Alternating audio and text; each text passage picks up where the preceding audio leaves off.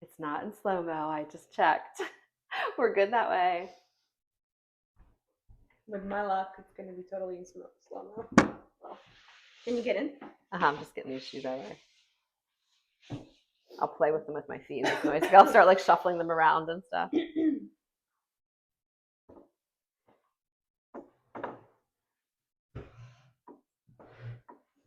This was the angle, right? We didn't touch the angle. Hi, welcome to Stand Up and Redo with Petra Demuse. I am thrilled that you are here. We are changing the platform of my podcast and we're adding a YouTube channel, which is very exciting for me. I won't get into a lot of detail about that. This is my first interview, and I am so fortunate to first have met this person, Sasha, a wonderful girl who I've known since she was 15. And she's going to tell us a story of survival, honestly, grit and perseverance that is going to it's going to blow your mind. And it's going to give you inspiration. It's going to make you realize you're stronger than you think. You can get through things like she did, and you can survive all different situations, circumstances, and actually thrive, not just survive, but thrive and get through some really tough times. So I have to start off by first saying, welcome, Sasha. Thank you.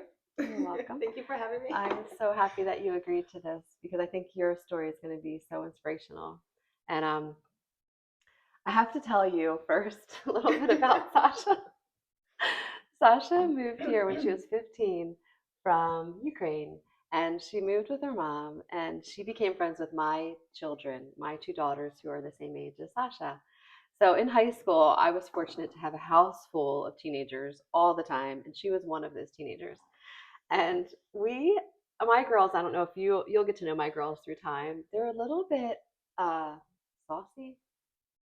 I can see that, yeah. That's a good way to describe them. Yeah. Saucy, like spicy. I don't know. But if they're your friend, they're going to call you out. They're going to tease you. They're going to make fun of you. They're going to love you.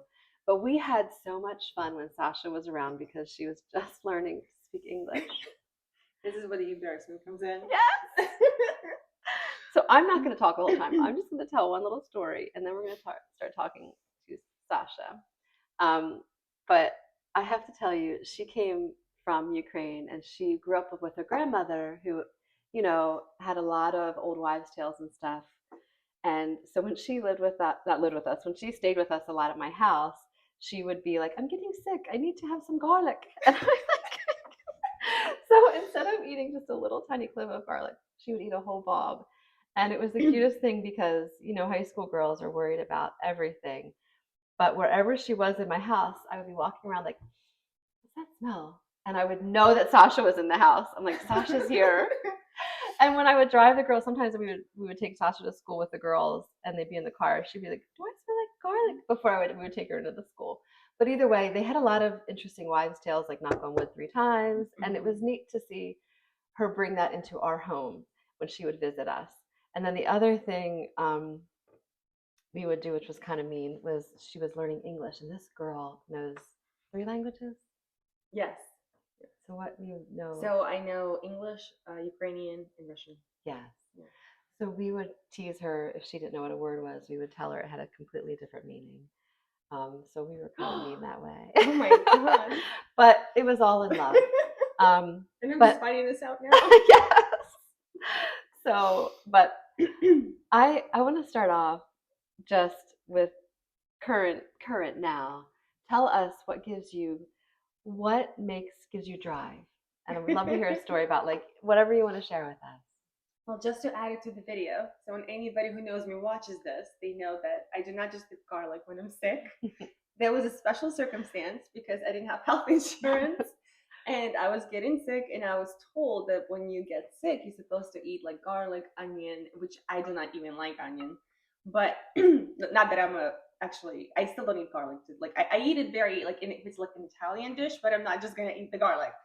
So it was a special circumstance, okay? But it makes me feel awful because I'm thinking I went to high school smelling like garlic the entire time, and nobody said a word. But that was, past embarrassment.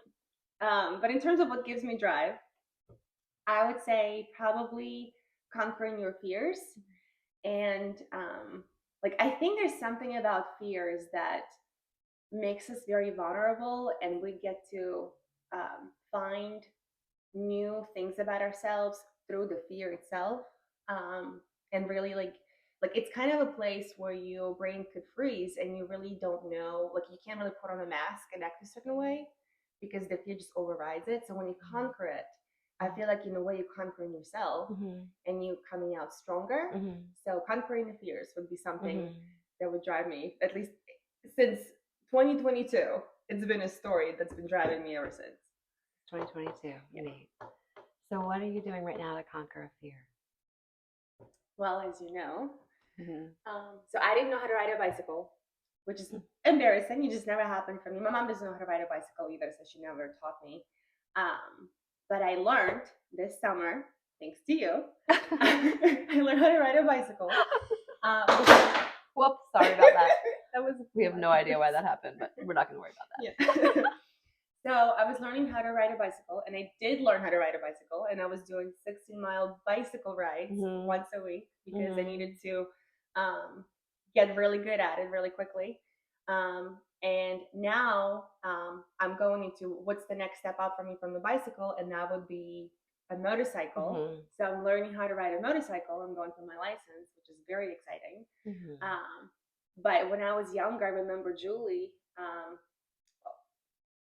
a friend of mine, was teaching me how to ride a bicycle, and it just did not work out. Like I had a lot of bruises. I was scared. I didn't know what to do. So I never learned. You know, when I was a teenager, I never learned. But now as an adult, when I have a little more control, you know, and a little more understanding, I was able to, you know, after falling a few times, I still was able to conquer it, and I learned it, and I feel much more confident, much more like, I don't want to say that's the right word, but like even powerful a little bit because you feel like, oh my gosh, like I got this. Like I got everything. So now I really want to try to get a motorcycle license. And another fear I have that I was thinking about is a fear of roller coasters. Oh, I still have a fear of those. Yeah. Well, my goal is to get on a roller coaster and just do it. So oh my gosh. Just got to do it. You know what I mean? Yeah, and I do the same thing with roller coasters. Every time I get on one, I feel this incredible fear and I force myself to do it. And after I do it, I say, I'm never going to do that again because it's like, then I do it again because I'm like, okay, I'm afraid I have to do it. Yeah. But I have to say, when Sasha learned to ride her bicycle and what she said, how she felt a little bit like, I guess at first you felt overwhelmed, so you stopped and then you revisited it again. So at that time, you couldn't address that fear when you were with Julie trying to learn. But later you thought, no, I'm going to hit this again. I'm going to do this again. And I think that's really neat. And when I have to say, when I was with her, I don't want to tell her I felt hopeless the first time. Oh my God. But we went to ride the bike and I was behind her and, you know, I got her on the bike and she started riding and she had her knee pads on. She had all the gear on. And that day, watching her ride, I was terrified. But then she told me, I'm going to do this by myself. I'm going to come out here every week and do it. She said, what do I have to do? I said, you have to ride with me. I'm not going to ride with you consistently because I don't have time. But our goal was maybe what we did once every 2 weeks or once every week for a couple times. Yeah, when you were around. When I was around. Yeah. But I said, you're going to have to come here by yourself and do this. And she did. And she did. She came by herself and she did. And I went with her the second time. And just from her coming by herself and doing it, I saw such an improvement. And I was ashamed of myself because I thought she was going to be like, no, I can't do this. And I thought she's never going to be able to do this because she literally was falling over, going around corners. She couldn't go around corners. She'd fly down a hill. She fell like 5 times. She would just fall and be like, oh, I fell, get back up. And I was like terrified she was going to hurt herself. I was so thankful that she did have all the gear on. But I was so impressed with her, and I love that. And I think that's something to think about. You know, maybe the timing to address something isn't there or isn't the right timing, but put it in the parking lot and know you're going to do it later. And I loved watching her learn to ride her bike. And now we've gone on multiple 16-mile bike rides. Yes. We've gone on gravel. We've gone on the road. And she's done so well, and she's so confident. And I love that she does that. It is just wonderful. So, but that's actually another thing, right? So as much as I love you, you had no faith in me. Well, I But guess didn't. what? Did I tell you that? I don't think You I. did not tell me that. Thank God I didn't tell you because I was like, no, she can do this. It's because it's your will that does it. It's Yeah. not me. Like, Well, that's kind of like the you. point. Like, Yeah. I did ask you how good I was, and you said I was like a 4. I think On a you were being level very from 1 to kind. 10. Yes, from a 10. So I was like, you know what? It doesn't matter how silly I look. And I did look silly. I saw the video. I looked very silly. It doesn't matter how silly I look. It doesn't matter how people look at me because end of the day, I know I'm gonna do it. And that's all I need to know. That's really all I need to know. Everything else doesn't matter. Like, You're right. yeah. And you're right. And the thing is you can't be. I'm happy I didn't say anything negative to you, but in life, and this is something you will have people say negative stuff to you. I remember when I started school, I was struggling with, and it was an A&P class, and the professor, the guidance counselor pulled me in and said, "You're failing. You need to drop this course." And I got so angry. I said, "I'm not going to fail this course." I said, "I just need to get my life back on track. I need to stop." Like I was trying to do social, I was trying to do sports, social life, and study. And he goes, "Well, you're going to need to drop this course." And I was paying for school myself. And I was like, "No, I'm not dropping this course." So I started studying every night. I would study till 3 in the morning, and I got my grade up in that course and was able to do fine and get through that course. But he had no faith in me. Mm-hmm. He basically said, "No, you're not going to be able to do this." He looked angry at me when I left his office. And I looked right at him and I said, "No, I'm going to pass this course." And it's like, you know, in your heart, you know what your grit is, you know what you can do, and you can't let other people dishearten you. Mm-hmm. But it is nice when other people encourage you. Yes, that for it sure nice. is a good thing. Even though they might not believe it 100%. Yeah, at least they give you encouragement. So you were there. Yeah. You were there with me as I was following through it. Yeah. So there's a lot of things that I could just brag on Sasha, and I feel like I could just go on and on. But I want her to tell her story, and I want her to tell her story about, and if I pronounce it wrong, Kyiv. Mm-hmm. Okay, I want her to tell her story about Kyiv and the Russian invasion, and I would love to hear. I want to start with one simple question: did you believe it was going to happen? And when was the time that you realized, yes, we are being invaded? Um, so just to give a little background, so we skipped that. Oh, Yeah, we did skip that. Okay, well, we're going to go back. I'm going to tell, I skipped a really important part. So, Sasha got through high school. You know, she was here when she was 15. She really learned English well. Her grades were phenomenal. She probably did better than a lot of kids who lived in the United States all their lives. But she like she went to college. I'm going to go to the timeline. She went to college. She started a career. She got married and started a family. And she wanted her child to learn the culture of where she grew up. Mm-hmm. So she was able to move to Ukraine and actually with her family start a home, get a really nice job, have a career that was moving forward. And she was in the midst of like being in a really good place. And that's where she was in Kiev. And she still had her ties here with the United States of America. I say the United States of America, the US, I don't know. And she still had her ties here, but she was starting her life pretty much anew there, and not anew, but going back to her roots. Yeah. And sharing her life with her family in Ukraine, and in the midst of a good job, success, very successful. And then I want you to that question about Kyiv, if you could tell me that story, that would be great. So yes, that was definitely one of the most defining experiences of my life. This is kind of where my belief of, never say never, which it sounds so silly, but honestly, from going through what I've gone through, I can say 100% that our lives can change in one day. Mm-hmm. It doesn't matter what you plan. It doesn't matter how good you are, how much savings you have, like what is your goal in life. It really, nothing matters. One day, just like that, you might need to just restart everything right over. And at this point, I probably restarted my life, I don't know, 2-3 times, I don't even know. But I'm happy that I was able to do it, which is kind of, goes well with the podcast of Stand Up and Go Do, which is what I'm listening to every week. But yeah, it's definitely, it was a defining moment. No, I personally did not think it was going to happen to the degree that it happened. which is probably the reason why we, stuck around. We didn't move. We just, stayed in Kiev.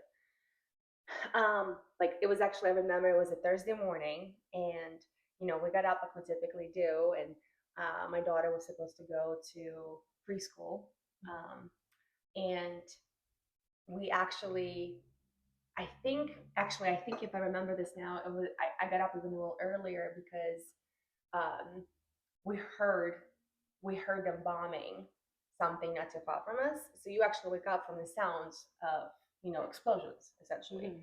Like you can't see it, but you hear it. Mhm. And then you look out the window because we live in the apartment. It's tall, nice Mhm. buildings with the apartments, and you see people. Everyone's looking out the window. Everyone's on the phone. People saying goodbye. People starting to pack their cars and leaving just because it was talked on the news about the possible invasion for weeks. And the Mhm. reason why I think a lot of people, I'm sure some people did believe it, some people didn't, because media gets media finds a way to twist everything that's around you, and Mhm. then you don't know what to believe because the invasion date was moving around. It was, oh, it's going to be February 16th. Oh, it's going to be February 2nd. Oh, it's going to be February 23rd. It was all these weird dates, and then it says, oh, it's not an actual army that's by the border of Russia and Ukraine. It's like inflated tank, like, or it's just the training they pulled back. So you hear all these different media outlets, you really don't know what to believe, and on the day you're just gonna wait and see what happens. Mhm. Because if you're going to live your life based on what you hear in the media, that's it's, I wouldn't say it's the most reliable channel. Okay. Because Very good. honestly, Mhm. like, and media is great to get the news, but I would prefer to get past events from the media, not the future events. Like that's something that's not reliable. So the date of 24th, I don't remember if anybody actually mentioned that February 24th is going to be the invasion date. Mhm. And then the president also came out right before that on TV and said, oh, everything's calm, everyone's calm, we're going to, like, I'm sure once Easter comes about, we're going to do shish kebabs, it's going to be a great time. So like he kind of calmed the country down because people were getting a little, Mhm. nervous because of how much pressure the media was putting on everybody around. So, and I actually remember I posted an Instagram story with my mom because we went to sort of like a Home Depot type of store. She Mhm. was shopping for a carpet or something like that, or maybe something for the bathroom. Mhm. And I posted a story saying, "Oh, what do you do when you're about to get invaded? You go shopping." I remember that. Yeah, because Yeah. but See that's that. Yeah. that was kind of a situation where Mhm. your brain is not going to panic because Yeah. that's not really a way to live. Like I have job to do. Like my daughter has daycare. Like my family's here. What am I Mhm. doing? But then the 24th, when you actually hear it, you still don't believe it. Like I still refuse to do anything. Mhm. I put on like a morning channel, like a Good Morning, sort of like Good Yeah. Morning America, but it was Good Morning Ukraine. So I put up a morning channel, and that's the first thing they said in the media is that we got invaded. Like this is not a test, we got invaded. Russia bombed certain objects. Like at this point, you need to get to the underground, get to the subway, or you need to go Wow. get your They were telling families. you to flee at that point. Was Yeah. Mia at daycare or No, so she was? daycare sent a Uh, message to everyone, pretty much closing its doors okay. that morning before we even got there. So the Oh, daycare drop off would be like till 9 o'clock, Yeah. and they would send a message like 7 a.m. saying, we're closed today. Okay. So we never got there. But what really helped me out, and I don't know, it's really difficult, but this is my advice, and I don't know, actually, I really hope that no one ever has to go through this. Mhm. But the company that I work for, the IT company, they really cared about the employees and about the well-being of the employees. So maybe a month or two prior to the invasion, when everything started to get talked about, they gave us it was kind of like a flyer, but it was like an electronic flyer, and they even had meetings where they Mhm. talked about what do you do in case this happens. Mhm. So they said, okay, you're going to pack an emergency suitcase. Mhm. And this is exactly what you're going to put in the emergency suitcase. You need to have cash on hand. They specifically said next paycheck you get, and we got paid monthly. Yes. So next paycheck you get, you're gonna get it all in cash. You need to have it all Wow. in cash. They did that. They They gave said you it that. in cat. Okay. Good. No, they They said told that. you to get Yeah, cash. so you have to go to the bank Yeah, and get it. cash it. So I had that. Mhm. You put medicine, you put, emergency items. Like, what do you Mhm. need for the first maybe a week or two? Because you don't know where you're going to end up. Yeah. Like, and then we didn't think about it too much. As the first thing you're gonna know, because Russia is north and east. So what you're Mhm. gonna do, you're gonna go probably west. not even Mhm. south as much, even though some people did go west south because Mhm. you go towards the European Union essentially. Yes. But that's where everybody would go. Mhm. So, and we can talk about the war itself and logistics of the war because there's a lot more stories I can tell you. Yes. Mhm. But being prepared, I was prepared. Mhm. So when this happened, I was halfway there because Yes. we had cash on hand. The only thing I did not have was a lot of gas in the car. That was my mistake because Okay. I remember night before I thought about getting gas, but it was like a big line. So I was like, ugh, I'll do it the next day. So I maybe had a quarter of a tank. So that was a little scary. Oh And yeah. I'll tell you why. Okay. But that was a mistake. So Mhm. since then, I try not to let my car go less than half a tank, Okay. just for that specific reason, because Mhm. it's very important in case of Mhm. emergencies. Mhm. But I was halfway there. So, and my mom lived, so I lived in like one building and she lived like two houses, in front of me. So we walked to my mom's and we said, Mom, this is happening. Like, I called her, said, this is happening. We need to go. She had a cat and she lived with a cat and she refused to go. She refused to go. She said she's going to stick around. And then she told me later she could not believe it that it was happening. Even though you hear it, even like actually she didn't even hear it at first. I had to tell her, and I still don't know if she quite registered it because she's obviously my mom. She's older, so um, it's really hard. Like you will be surprised, but your brain will tell you anything Mhm. not to go into the panic mode. It's like a self-defense mechanism kicks in, Yes. and you will come up with anything in your head to calm yourself down. Yes. Which is, I mean, in a way, it's Mhm. great because it's self-preservation, like your psyche protects itself Yes. from freaking out. Mhm. But at the same time, it made it very difficult because she did not go with us. Mhm. And I have a 2-year-old child. I Mhm. have to go. Like this is, if it was just me, I would stay with my mom in her Mhm. apartment. Because I have a child, I'm responsible. Mhm. I am responsible for her life, for her well-being. Mhm. It would be selfish of me to say, no, we're going to stay around when her life might be in danger. Mhm. So we got in the car and we drove, essentially. We were going out of Kyiv, and the trip that could have taken maybe 2 hours probably took us like triple the amount. Mhm. And I was really happy we had cash because, well, first of all, the whole Kiev was in stop and go traffic. You see tanks going in front of you, ripping the asphalt. That's a sight you've never seen Um, before, right? So yes, I it was can't even actually imagine. it was a little scary Mhm. because like I'm right here, the tank is right here. Like I'm literally going around, and there's a tank right next to me. So if, let's say Russia was really doing some heavy shelling, and they want to hit the tank, like that's it. Yeah, you're between the two tanks. So yeah, and my daughter actually, because of what's going on, and even though she was close to 3 years old probably at this point, it's yeah, because if it was 2022, yeah, she would have been close to 3 years old. Um, so she did not understand what was going on, but your children can tell just from your perception of what's happening. Because the entire time we were driving, which was very stressful, because you have cars stop and go, you have people walking, people took their cats and dogs and just walked out of the city to get to the next So you're city. trying to not hit them. Well, they were all going on the side of the road, and then people that ran out of gas, they had to leave their cars and just walk as well. Okay. But she could tell that it was a stressful time, and I started crying sometimes because my brother was in a different town, like different city, and my mom was at home and wouldn't know what to do. And like you can't even turn around and go back because it was like a highway, and you have like a wall between the two lanes that goes the other way. You can't get out.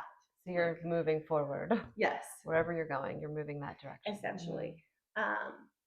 So my daughter, she actually, like, I gave her to watch cartoons because I needed to be distracted, and she actually opened the umbrella as we were going between the tanks. She opened the umbrella and she just sat under the umbrella watching cartoons, and it was to block everything else out. Yeah, and it was so heartbreaking, but at the same time I was like, wow, like you have a almost 3-year-old doing that. And then she actually like she was potty trained. She reversed and she went back to not being potty trained. And I think it's always the stress, right? Because you have to uplift her life, you have to move. We're in a car full of things. It was really a hard time. But the cash really helped out for anyone that ever going to be in emergency situations, even when you have a tornado. Because I was watching Netflix documentary about Hurricane Katrina, I think it was. That's the first thing that happens. You need to have cash because gas stations could run out of gas. In our situation, gas stations not only ran out of gas, and we had diesel in the car, so that worked out because not every car drives on diesel. So we had a little more, like we had a chance to get diesel. The credit card acceptance machine turn off. Oh, And actually, they have ability to just turn off the I was service gonna too say, if they wanted to. didn't credit cards not work at all? Yeah, like Okay, so you ATMs couldn't were even work down. even. Yeah. Right, and some of it could Mm. have been done on purpose, right? Because if people gonna run to the bank when countries invaded, it's gonna bankrupt the whole system because you're just gonna pull the cash right out, and Yes. ATM's gonna run out of cash as Yeah. well. So everything was shut down, so you had cash. Gas stations, you go to gas stations, the food shelves were empty. Like Mhm. people went into the mode where we don't know what's gonna happen, so we're gonna take everything we can. So because we had cash, we were able to get more gas, and they put a limit how much gas you can get. Okay. So they said you can only get like so many liters of gas. You can't get more than like 20 liters, for example. And I think my car was getting 56. So we got I think we got to like half a tank at that point just to keep going. Mhm. And we just kept going. We kept Yeah. going. We drove to like 2:30 a.m. in the morning. Then we had to find a hotel. Everything was booked. We didn't know where to go. I found one hotel that accepted us, and we had to drive there in the middle of the night. And you have people just sleep in cars at that point because everything's booked out because people, driving, falling asleep. You're either going to get to the border, sit in the border for like 8 hours, or you have to Mhm. get somewhere. And I wasn't ready to leave the country because my mom was here. Yeah. So I was like, I'm not leaving until she comes. Like I can get her back somehow. So at this point, we were in the West, and like Ukraine is a pretty big country. Mhm. It probably took me for like if you on a normal day from Kiev to Lviv, it'll probably take us maybe like 6.5, 7 hours Oh, it to is a drive big. there. Yeah. Okay. But Mhm. essentially, because of the war, it took us, I don't know, double the time at least. Mhm. So we found a hotel. We get there. It was completely dark. This is just you and your daughter, the two of you alone. No, so my husband was with He us was at with that you time that as time. well. Okay. We got to the hotel. Mhm. Everything was dark because at that point, because we knew Russia was bombing, they turned off the lights out of Okay. all the major cities. Mhm. So as the plane goes over, you can't see where Okay. people live. So Mhm. it was completely dark. We found a hotel based on GPS. Like we got there, they opened the gate for us, put the car in, and the lights got turned off again. And then we went into the room. Oh. So it was completely like you have no idea where you're at because imagine Yeah. imagine an entire city having no lights on. Did you have flashlights? Like on the phone and On the stuff. phone. Yeah, and they turn it on So for that's you. something to put into that suitcase, a flashlight. Yes, absolutely. Extra batteries, probably. Flashlight, batteries, medicine, cash, Mhm. clothes, any of your important documents, right? Mhm. Passports, birth certificates, because you Yeah. never know, because if God forbid, something.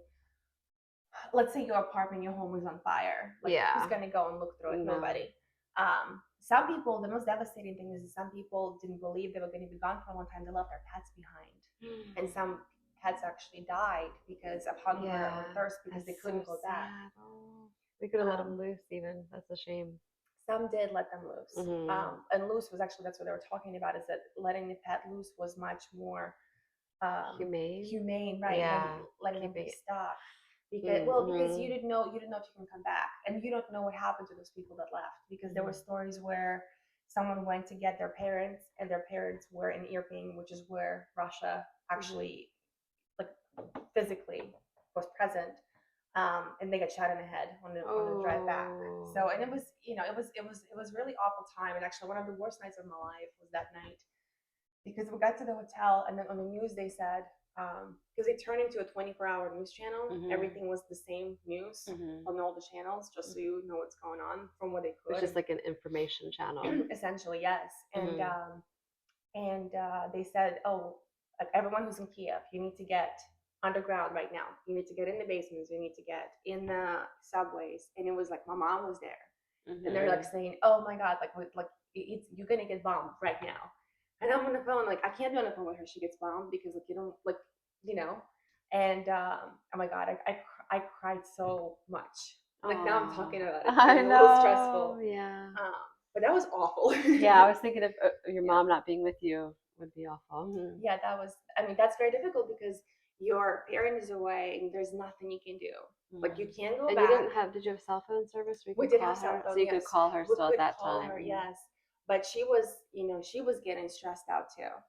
And she was telling me being in those, let's say bomb shelters, right, which were essentially basements, or you have to go in the subway stations. Those were actually safer than even the basement would be.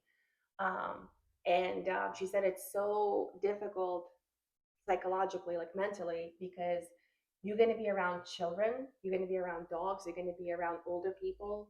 like, and you're gonna hear kids screaming, you're gonna have adults crying. Just psychologically, it is so difficult. And if you hear the bombs go off on top of you, like add that on, it's definitely, I would say, probably most of the country has like PTSD at this point, just because of what's going on. And I've been inside the country at least twice at this point, and when you hear the sirens go off, right? So you know, oh, the drones are coming, or something else is coming. Like now, at least the air system is much better, so we have planes that could take them down. But everything, like not everything, is gonna, let's say, get shut down. Like when we were driving to the west, we had jets fly over us, and we didn't know they were our jets or Russian jets. And like, you know, one rocket, and that's kind of the end. Yeah. So you really have a lot of time to rethink Yes. about your life. So yeah, that was my morning of February 24th, 2022. Wow. So That's yeah, a big deal. difficult. So thank you for sharing that. And I am impressed that you could say it just so from beginning to end, and you held it together. I could tell you were getting ready to like get a little emotional there.